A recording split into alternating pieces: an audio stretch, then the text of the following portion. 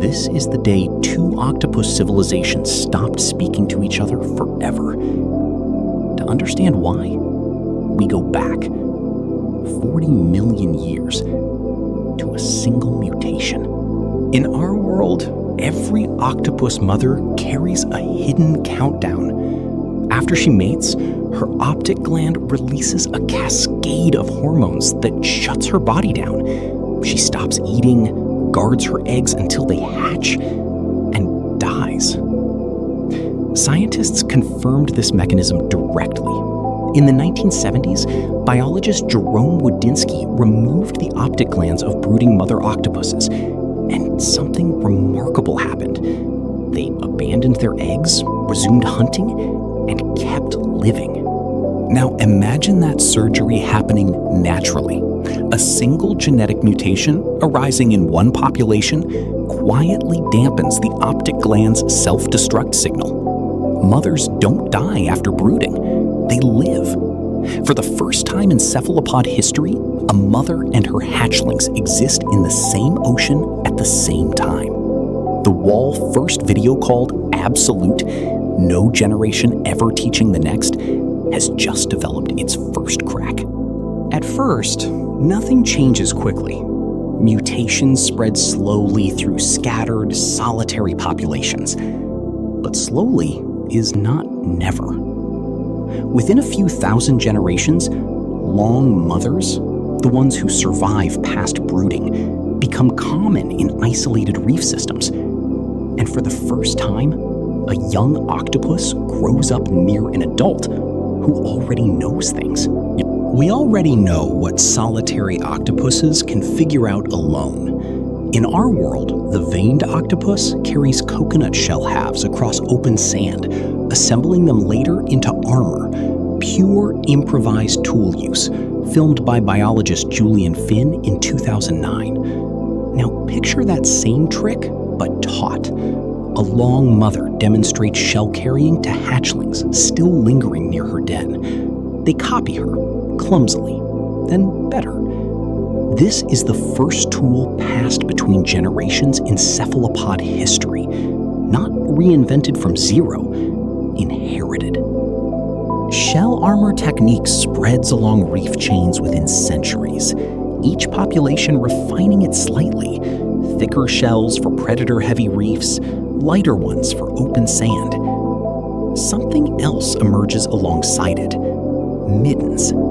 Discarded shells pile up outside dens that get reused generation after generation. The first fixed addresses in octopus history.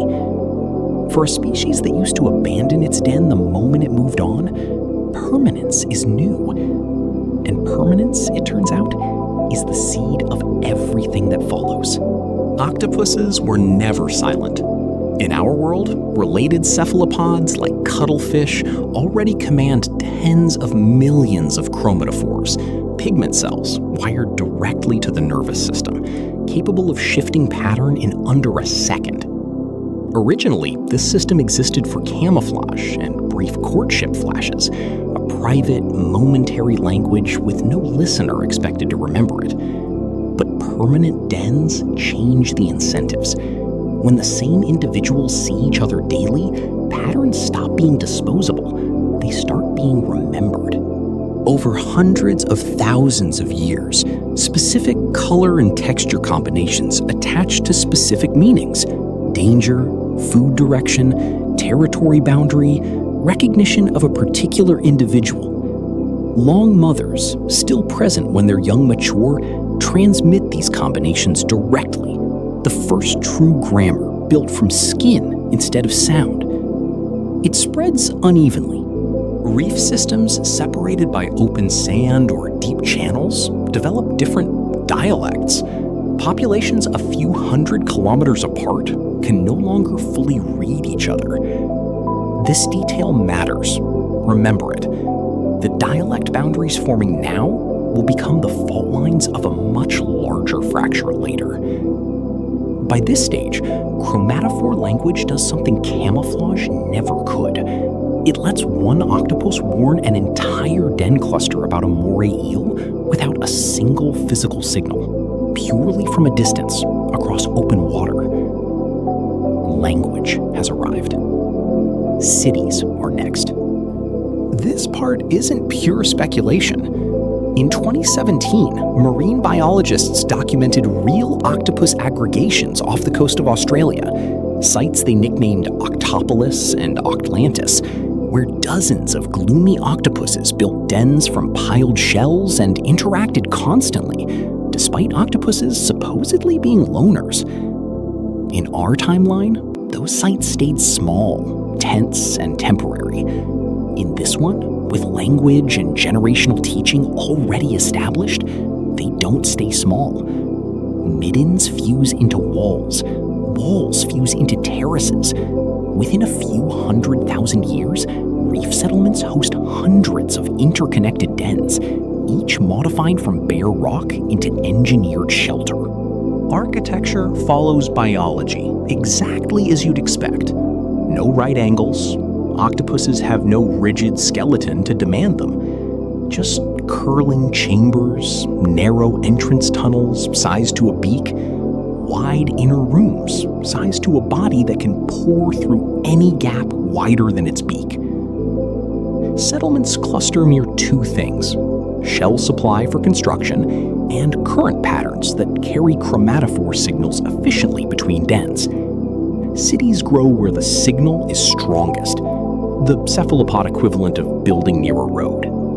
Population density creates a problem no solitary octopus ever faced: constant, repeated contact with individuals who are not your mother, your mate, or your prey. Old instincts resist this. Cannibalism, documented in real octopus populations under food stress, doesn't vanish just because a settlement exists. Early settlements manage this the only way biology allows: territorial color signals, learned and enforced from birth, marking neighbor versus stranger, the way scent marks territory in a wolf pack. It mostly works. For now. Octopuses were never built for war. They lack the coordinated aggression of ants, the pack loyalty of wolves, the standing hierarchies of orcas. Video 1 established this clearly. This is a solitary, individualist species, even in its most social form. So the turning point isn't a war, it's a schism. Branch C, the path that fits a species with no chain of command and no instinct for organized violence. When octopus society fractures, it doesn't fight, it splits. Here's the fault line. Not every population carries the optic gland mutation equally strongly. In some settlements, mothers still die on schedule, exactly as they did before Divergence: brooding, starving, gone. In others, long mothers now dominate entirely. A belief takes root among the traditional cycle settlements that dying for your eggs is not a biological accident, but a sacred final act, the last gift a mother gives, deliberately, consciously. They call the long mothers something close to unnatural, hoarders of a life that was never meant to continue. The long mother settlements see it exactly backwards. To them, survival is not theft. It's the entire reason their children have someone alive to teach them anything at all. The emotional break comes at a single, specific event historians of this timeline would later call the last brooding. A long mother settlement, during a famine, urges a dying traditional mother nearby to accept a bloom of high-density prey and abandon her failing brood, to try to survive. She refuses. She dies exactly on schedule, beside her eggs, in full view of both settlements' signal range. A final, visible act of the old way, broadcast across the reef in color for everyone to witness. The traditional settlements read it as martyrdom. The long mother settlements read it as a tragedy that better biology could have prevented. Neither side is wrong by its own logic. That's what makes it permanent. Within a few generations, the two settlement types stop actively signaling to each other. Chromatophore dialects, already drifting apart since stage 2, harden into something closer to separate religions than separate accents. No war is declared, because nothing about octopus society has ever required declaring anything. There's simply a day, in one shared border reef, when a long mother signal goes out, and nothing traditional side answers back. That is the silence from our hook. Not an ending, a closing door. The two civilizations don't destroy each other. They don't need to. There was never a shared hierarchy to fight over in the first place. Instead, they drift into parallel development, close enough in the water to occasionally trade shell armor techniques through neutral scavenger octopuses, far enough in belief to never fully reconcile. Traditional cycle settlements remain smaller, more scattered, fiercely protective of the last brooding as founding history. Every mother's death still treated as ceremony, not tragedy. Long mother settlements grow larger, denser, increasingly complex, multi-generational teaching compounding faster with every century, shell architecture growing more elaborate with each inherited refinement.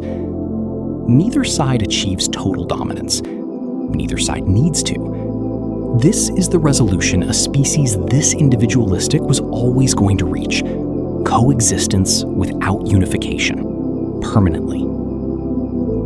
By the time this timeline reaches today, in this hypothetical world, both branches remain, two different answers to the same original mutation, still refusing to fully speak the same language. In our world, the story took a different path, yet the question remains larger than a single species. What other animals were sitting on a similar edge, just one biological change away from a history that never got to happen?